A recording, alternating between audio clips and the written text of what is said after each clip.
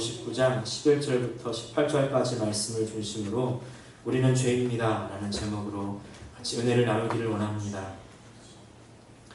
요새 하와이 지역에 많은 자연재해가 일어나고 있습니다. 지난달에 많은 비 때문에 카우아이 그리고 또 오아우, 특별히 하와이 카이 지역에 큰 홍수가 있었습니다. 많은 곳이 물에 잠기고 특별히 뉴스를 보니까 117채의 집이 물에 잠겨서 파손이 되었고 파괴가 되었고 532채의 집이 피해를 입었다고 합니다. 우리 교회에도 홍수로 알미암아 피해를 입은 가정들이 몇 곳이 있습니다. 그뿐만이 아닙니다. 열흘 전에 빅아일랜드에서 지진이 일어났었죠. 그래서 킬라우에와 화산폭발로 말미암아 이 레일라니 에스테이트 지역을 포함한 그 주변 지역들이 용암으로 그야말로 초토화가 된 겁니다. 수십 채의 집이 불타버렸고 1,700명이 넘는 사람이 대피했습니다.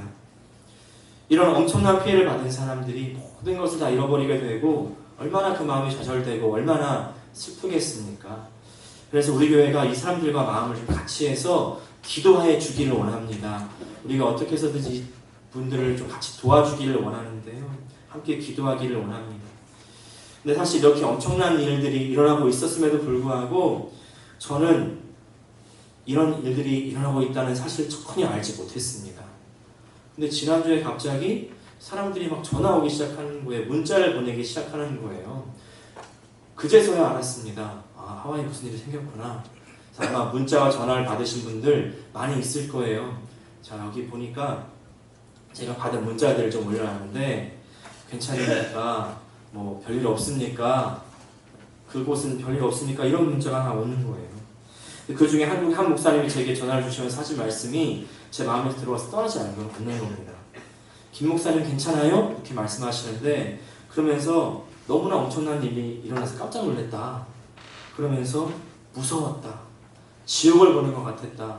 마지막 때를 보는 것 같았다. 이렇게 말씀을 하시는 겁니다. 그러면서 마지막 때가 가까워지니 마음에 urgency, 이 위기감이 생기더라. 이렇게 말씀을 하면서 예수님을 준비하는 이 하나님의 자녀가 예수님의 재림을 준비하는 하나님의 자녀가 되기를 간절히 기도하게 되었다는 겁니다.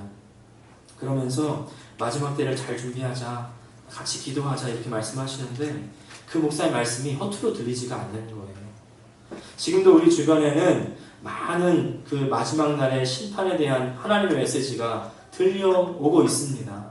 그런데 우리는 혹시 그냥 아무 일 없다는 듯이 룰루랄라 마음에 아무런 위기감도 들지 않은 채 그냥 내 마음 가는 대로 살고 있지는 않습니까? 내 욕심 다 부리면서 살고 있지는 않습니까? 내 성질 다 부리면서 살고 있지는 않습니까? 지금 그렇게 살 때가 아니라고 성경이 이야기하고 저 자연들이 지금 우리에게 이야기하고 있는데 우리는 그 외치는 소리에 혹시 귀를 막고 있는 건 아닙니까? 하나님께서 선지자 요나에게 느느웨로 가서 하나님 말씀을 전해라 이렇게 말씀을 하시죠. 근데 그 요나가 어떻게 됩니까? 하나님 저 그런 말씀 듣기 싫습니다. 그리고 느느웨로 가지 않고 다시스로 가는 겁니다. 그리고 다시스로 가는 배를 타고 그 배 밑창으로 들어가서 잠을 자는 겁니다. 혹시 우리의 영적인 상태가 이 배 밑창에서 잠을 자는 요나와 같지 않습니까? 지금 배 밖에는 어떤 일들이 일어나고 있습니까? 막 폭풍이 일어나고 있지 않습니까? 배는 침몰 위기에 처했습니다. 그런데 그 폭풍의 위기가 요나에게는 들려지지가 않는 거예요. 혹시 우리가 그런 상태는 아니라는 말씀입니다. 이제 이 요나가 어떻게 깨어납니까? 하나님을 알지 못하는 이 선장이 이 요나를 깨워서야 그제서야 꼭 일어나는 겁니다. 우리는 세상이 믿는 사람들이 어떻게 그렇게 살아요? 이렇게 얘기할 때 우리가 깨어는 납니까? 아니면 아직도 깨어나지 못하고 있지는 않습니까? 나 교회 잘 다니고 있는데, 나 예배 잘 드리고 있는데, 나 헌금 잘 내고 있는데 그냥 괜찮다고 스스로 위로하면서 기만하면서 깨기를 거부하고 있지는 않습니까? 하나님의 목소리가 들리지 않는 우리들, 하나님은 우리에게 계속 말씀하고 계시는데 하나님을 계속 그 하나님의 음성을 거절하고 있는 우리들, 하나님의 감동을 무시하는 우리들에게 오늘의 말씀은 중요합니다. 오늘의 말씀에서 이스라엘 백성들은 여전히 바벨론의 포로인 채로 있는 겁니다. 하나님께서는 이스라엘 구원하실 거라고 말씀하셨어요. 약속하셨어요. 그런데 그들의 처지를 보니까 아직 하나님의 구원이 오기에는 너무나 멀거먼 이야기인 것 같습니다. 요원합니다. 언제 구원을 받을 수 있을지 전혀 기미가 보이지 않는 것 같아요. 하나님 말씀만 하시고, 아니 도대체 우리를 구원할 수 있는 능력은 있으십니까? 우리의 부르짖음을 듣기는 들으십니까? 살아는 계십니까? 지금 59장에서 이스라엘 백성들이 그렇게 외치고 있는 거예요. 11절 말씀입니다. 다 같이 읽겠습니다. 시작. 우리가 곰같이 부르짖으며 비둘기같이 슬피 울며 정의를 바라나 없고 구원을 바라나 우리에게서 멀도다. 이렇게 탄식하는 이 이스라엘의 탄식을 대해서 하나님께서 대답하는 대답을 들어보시기를 바랍니다. 1절, 2절 같이 읽겠습니다. 시작. 여호와의 손이 짧아 권하지 못하심도 아니요 귀가 둔하여 듣지 못하심도 아니라 오직 너희의 죄악이 너희와 너희 하나님 사이를 갈라놓았고 너희 죄가 그의 얼굴을 가리어서 너희에게서 듣지 않으시게 함이니라. 무슨 말입니까? 네가 구원을 얻지 못하는 이유, 그것은 하나님의 능력이 없어서가 아니라 하나님의 기도를 못 들으셨기 때문이 아니라 바로 하나님과 나 사이에 죄가 가로막혀 있다는 거 아니겠습니까? 하나님의 문제가 아니라 진짜 문제는 내 죄라는 겁니다. 진짜 문제는 내 죄. 우리는 우리의 삶의 문제 속에서 주님 앞에 기도합니다. 간구합니다. 때를 써보기도 합니다. 금식도 합니다. 헌금을 해보기도 합니다. 그런데 우리의 문제가 해결되지 않을 때 누구를 원망하십니까? 이거 믿어도 되는 것도 없네. 하나님 원망하고 계시지 않습니까? 이러면 하나님 살아계심을 부정하지는 않습니까? 지금은 우리의 원망을 고치고 우리의 상태를 바로 깨달을 수 있어야 됩니다.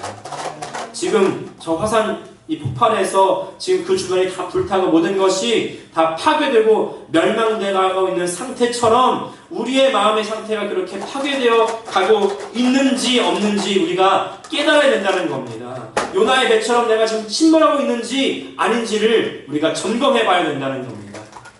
12절 말씀 같이 읽겠습니다. 시작. 이는 우리의 허물이 주의 앞에 심히 많으며 우리의 죄가 우리를 쳐서 증언하오니 이는 우리의 허물이 우리와 함께 있음이니라. 우리의 죄악을 우리가 아나이다. 우리의 신앙생활은요, 나는 죄입니다. 나는 고백으로부터 출발합니다. 나는 죄입니다.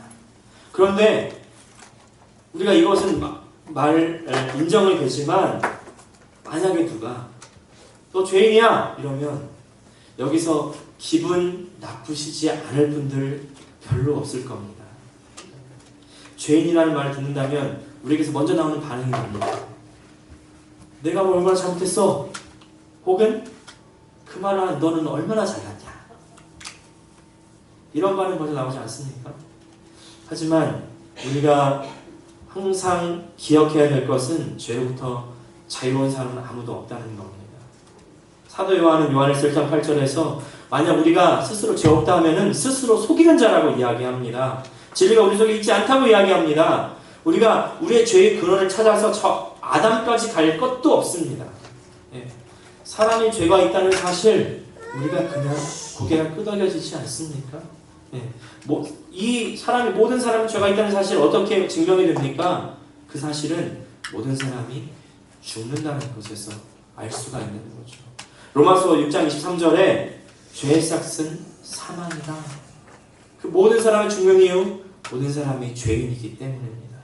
우리가 이 죄의 문제를 건드리지 않고는 하나님을 만날 수가 없습니다. 참된 신앙생활을 시작할 수가 없습니다. 한 선교사님이 복음을 전하러 그린랜드로 선교를 떠났습니다. 이 선교사님은 먼저 원주민과 친해지기 위해서 그리고 그들과 동화되는 일이 중요하다고 생각해서 그들의 말을 배우고 풍습을 배웠습니다. 생활 양식을 배웠습니다. 점점 원주민과 친해지면서 이제 복음을 전하려고 했는데 이상하게 복음의 씨앗이 결실을 맺지 못하는 거예요. 그래서 선교를 그렇게 온 지 17년이 지났는데 거기에 구원받은 사람이 아무도 없었다는 겁니다. 그러던 어느 날 주민 한 명이 선교사의 집에 놀러 왔습니다. 그리고 우연히 대화하다가 그 대화의 방향이 예수님의 생애에 대해서 흘러갔다는 겁니다. 선교사님이 예수에 대해서 얘기하다가 예수님께서 우리 죄 때문에 십자가에 달려 돌아가셨다. 그것을 믿는 자마다 구원을 받는다. 그 얘기를 했다는 거예요. 그 얘기를 들은 이 원주민이 그제서야 예수님을 주님을 영접했고 자신의 주변 사람들에게 그 이야기를 하기 시작한 겁니다. 그때부터 원주민들이 구원을 받기 시작했다는 거예요. 17년 동안 원주민들과 좋은 관계는 유지했지만 그러나 그 가운데 17년 동안 회심이 아무도 없었다가 그러나 죄 이야기를 할 때에야 사람들이 진정 회심하기 시작했다는 겁니다. 우리가 죄를 깨닫지 않으면, 죄가 인정되지 않으면, 내가 죄인입니다. 그 사실이 인정되지 않으면 진실한 회개는 나올 수가 없습니다. 예수님을 확실히 믿을 수가 없습니다. 구원을 받을 수가 없습니다. 그런데 요사의 강단에 죄를 지적하는 설교가 사라지고 있습니다. 왜 그렇습니까? 죄 얘기를 하면 성도들이 기분 나빠한다는 거죠. 그런데 기분 나빴기 때문에 하지 않아도 되는 것이 있는가 하면 기분 나쁘지만 해야 되는 일이 꼭 있습니다.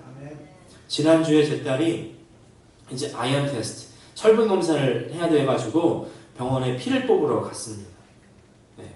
근데 피를 뽑으려면 주사 바늘을 꽂아야 되잖아요. 애기니까 주사 바늘 꽂지 않고 처음에 손가락에 침을 놓더라고요.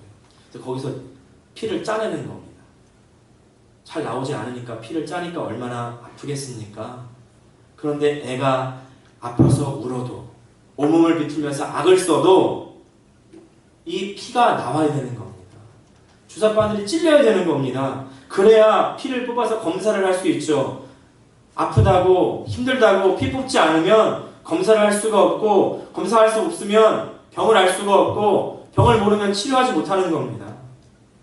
구원을 위해서 필요한 것은요, 축복, 평안, 위로가 아니라 아프지만 고통스럽지만 내가 죄인인 것을 인정하고 내 죄를 깨닫고 그리고 나서 하나님 없이 내가 살았던 것을 인정하는 것.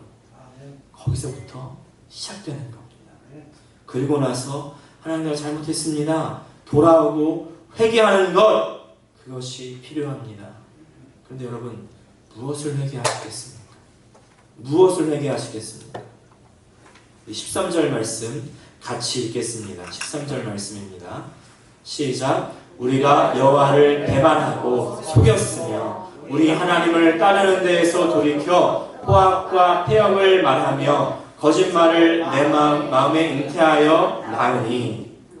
우리가 회개해야 됩니다. 이렇게 말하면 내가 뭘 훔쳤나? 내가 무슨 거짓말을 했나? 내가 누구를 아프게 했나? 상처를 줬나? 이런 일들만 생각하기 쉬울 수 있습니다. 물론 그런 것들 있다면 바로바로 회개해야죠. 이사야서 59장 3절부터 7절까지 보니까 죄들을 계속 열거하고 있습니다. 보니까 너희 손에 피해가 가득하고 손가락이 죄악에 더럽혀졌고 너희 입술은 거짓을 말하고 혀는 악독을 내고 또 공의대로 소송하지 않고 진실도 없고 허망한 것을 의뢰하고 거짓을 이야기하고 악행하고 죄악을 낳고 죄악의 행위로 가득하고 포악한 행동이 있고 그 발은 행악으로 빠르고 무지한 피를 흘리는 데 신속하다. 그 생각은 악한 생각이다. 황폐와 파멸이 그 길에 있다. 왜 이런 죄악들이 가득합니까? 왜냐하면 이 모든 일들을 하는 이 사람이 하나님으로부터 떠나 있기 때문이죠. 하나님을 배반했기 때문입니다. 하나님으로부터 벗어났습니다. 13절 다시 보니까 뭐라고 얘기합니까? 여호와를 배반했습니다. 내가 하나님 따르지 않았습니다. 이렇게 얘기합니다. 이 회개가 우리의 회개의 고백이 되기를 원합니다. 여러분, 죄를 뜻하는 히브리어 단어는 하타라고 합니다. 또 헬라어 단어는 하말티아라고 합니다. 이 두 개 단어의 뜻이 똑같습니다. 바로 목표를 빗나가는 겁니다. 목표를 빗나가다. 사람의 창조의 목적, 그것은 하나님께 영광을 올려드리는 겁니다. 하나님을 향해야 되고 하나님이라는 그 영역 안에서 하나님의 말씀 안에서 살도록 사람은 지음 받은 겁니다. 우리가 굳이 윤리적인 죄, 도덕적인 죄 짓지 않았다 할지라도 하나님 말씀 듣지 않고 내 스스로의 지혜로, 스스로의 생각으로, 스스로의 힘으로 살기로 한 그때 이미 하나님을 벗어나는 거죠. 하나님을 떠난 것, 하나님 벗어난 것, 이것이 바로 우리의 죄라는 겁니다. 내가 하나님 언제 배반했지?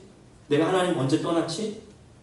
딱히 내가 하나님 벗어난 것 같지 않고 딱히 내가 하나님 떠난 것 같지 않고 그렇게 느껴지시는 분들 있습니까?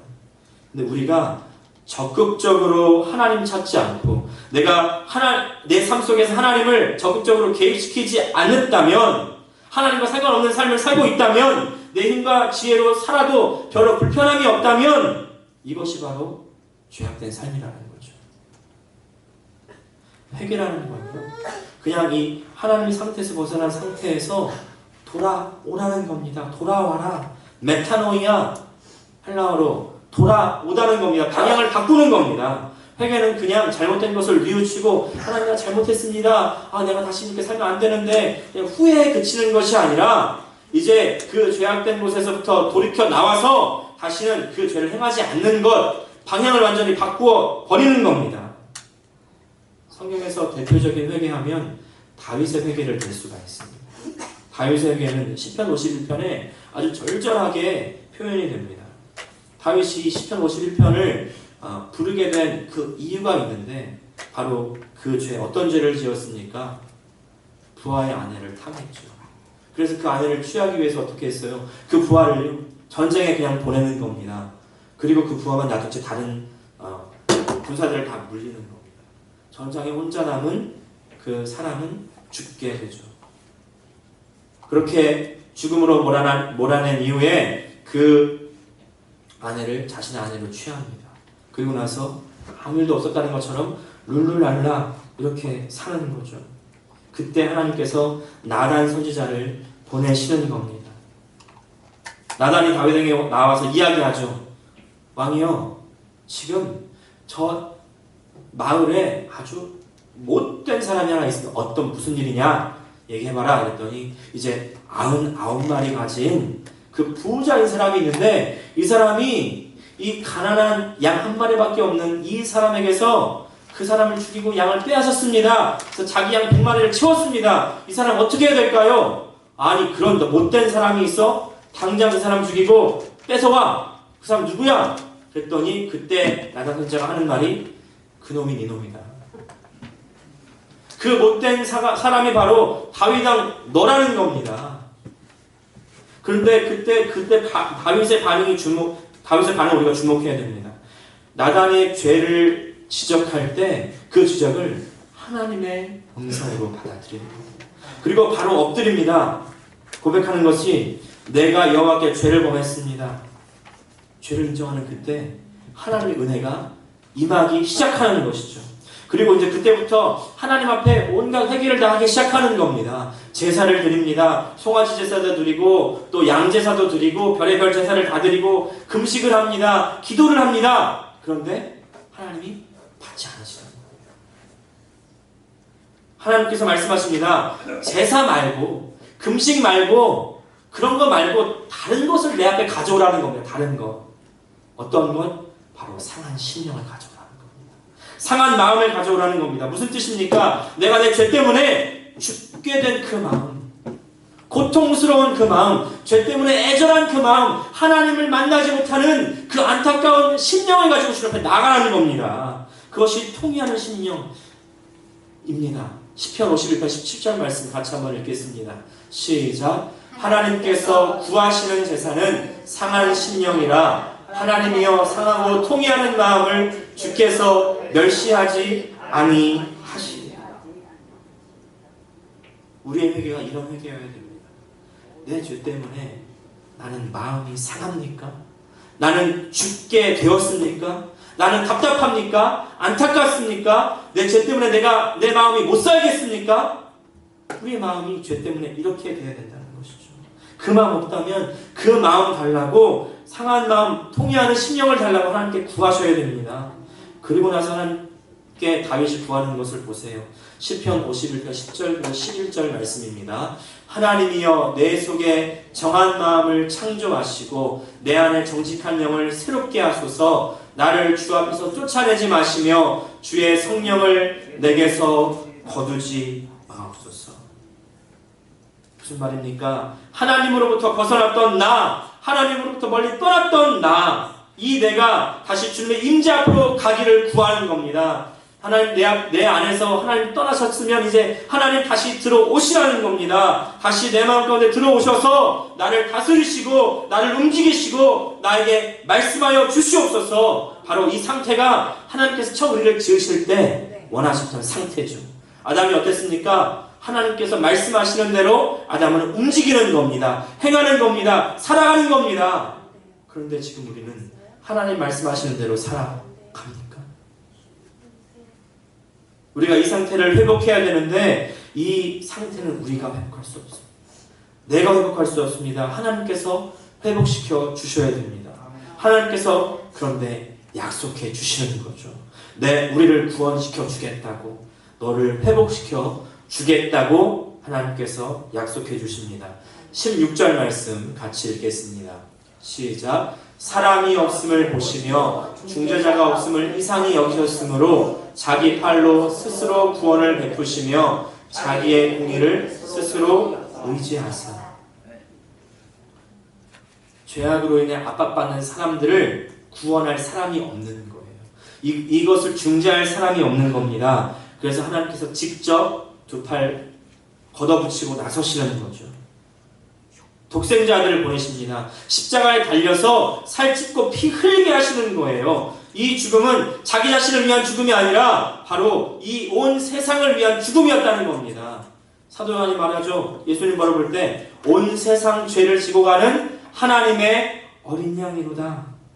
십자가에 달린 하나님의 어린 양 예수 그리스도, 이분을 인생의 주인으로 영접하면 죄와 죽음의 저주에서 구원해 주겠다는 겁니다. 십자가의 보혈이 우리의 죄를 정결하게 씻어 주겠다는 겁니다. 할렐루야. 그런데 이 죄사함의 경험이 우리 신앙의 생활에서 계속되어야 되는데 한 번에 그치는 사람이 있습니다. 한 두 번, 세 번에 그치는 사람이 있습니다. 이 죄사함은요, 우리 삶 전체에서 계속해서 일어나야 되는 일인 줄 믿습니다. 우리가 계속해서 경험해야 되는 하나님의 은혜죠. 어떤 분들은 회개하십시오 하면은 왜 이렇게 나를 푸시합니까? 좀 적당히 좀 하지. 적당히. 왜 계속해서 나를 이렇게 푸시하냐고. 근데 하나님은요, 우리를 중재해 주겠다고, 내가 네 영에, 네 입에서 그 약속을 떠나지 않게 해주겠다고 말씀하는 겁니다. 21절 말씀입니다. 여호와께서 이르시되 내가 그들과 세운 나의 언약이 이러하니 곧 네 위에 있는 나의 영과 내 입에 둔 나의 말이 이제부터 영원하도록 내 입에서와 내 후손의 입에서와 내 후손의 후손의 입에서 떠나지 아니하리라 하시니라. 여호와의 말씀이니라. 네 안에서 이 언약이 계속해서 있어야 된다는 것이죠. 우리가 믿는다 이렇게 말만 하지 말고 정말 하나님 약속을 믿는다면, 그 언약을 믿는다면 언약을 의지하는 삶을 살아야 된다는 겁니다. 중재의 약속, 구원의 약속, 죄 사함의 약속을 믿는 나의 삶인지 아니면 말로만 하는 삶인지, 내가 하나님으로부터 떠나는지 벗어났는지 점검하고 돌이켜는 삶을 살아야 된다는 것이죠. 그것이 바로 회개의 삶입니다. 이제 빅아일랜드에서 화산이 분출되고 난 지 일주일 이상이 지났는데 정부에서 주민들에게 경고하고 워닝을 주는 메시지가 있습니다. 바로 포그를 조심해야 된다는 겁니다. 무슨 말이냐면 볼케이닉 스모그입니다. 화산에서 분출되는 연기를 조심해야 된다는 것이죠. 제가 지난주에 여러분들에게 여쭤보니까 예민하신 분들은 기관지가 좋지 않다는 거예요. 기침이 나고 눈에 눈곱이 끼고, 저도 그런 것 같습니다. 괜히 기침이 나오시죠? 갑자기. 여기에 이 연기에 어떤 물질이 있냐면 이산화황이라는 물질이 있다는 거예요. 이산화황이 우리 폐로 들어오면은 천식, 그런 아주 안 좋은 호흡기 관련 질병을 일으키고, 또 이산화황이 공기 중에 물을 만나면 황산으로 변해서 공기를 산성으로 변하게 하고 이제 산성비를 내리게 한다는 거예요. 그래서 사람들에게 외출을 자제시키는 거예요. 웬만하면 밖에 나가지 말고 꼭 나가게 된다면 마스크를 써라. 그래서 그 이제 킬라우에 화산 그 주변에 레일라니 지역 그 지역 사람들의 이 사는 마트에는 마스크가 다 동이 났답니다. 그리고 외출을 하고 갔다 오면은 꼭 깨끗이 씻는 것이 중요하다는 것이죠. 샤워를 하고 옷을 빨아서 외부에서 묻게 된 그 오염물질로부터 자신을 보호하라는 말 아니겠습니까? 우리의 신앙생활도 마찬가지입니다. 세상에는 우리를 예수님 뜻대로 살지 못하게 하는, 거룩하게 살지 못하게 하는 세상적인 요소들이 많이 있습니다. 그 마귀적인 요소, 정욕적인 요소들이 가득합니다. 우리가 조금만 긴장을 늦추면 이 세상과 악한 영의 역사들이 금방 우리의 생각을 지배하게 됩니다. 다스리게 됩니다. 우리 안으로 잠시 들어오게 되는 겁니다. 우리 다 경험해 보는 것 아니겠습니까? 여기서 우리가 우리를 지킬 수 있는 방법, 바로 하나님의 약속을 붙들고 변치 않는 십자가 보혈을 의지하는 겁니다.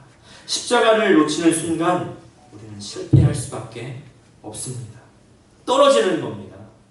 주님께서 계속해서 돌이키지 않으면, 자신을 깨끗하게 하지 않고 회개하지 않고 기도와 말씀으로 자기 자신을 무장하고 채우지 않으면 지금 당장은 큰 차이 안 날 수 있어요. 지금 당장은 내가 룰루랄라 노래 부르면서 살 수 있어요. 걱정의심 없을 수 있습니다. 그런데 언젠가는 내 안에 들어온 그 죄악의 요소, 세상의 요소, 마귀적인 요소가 나를 파괴하고 만다는 것이죠. 우리 끝까지 하나님의 언약을 붙드시는 저와 여러분 되시기를 주님의 이름으로 축원합니다. 네. 이제 이 말씀만 드리고 말씀의 결론을 맺으려고 합니다. 한 남자가 차가 고장나서 이제 길가에 차를 세우고서 후드를 열고 있었다는 겁니다.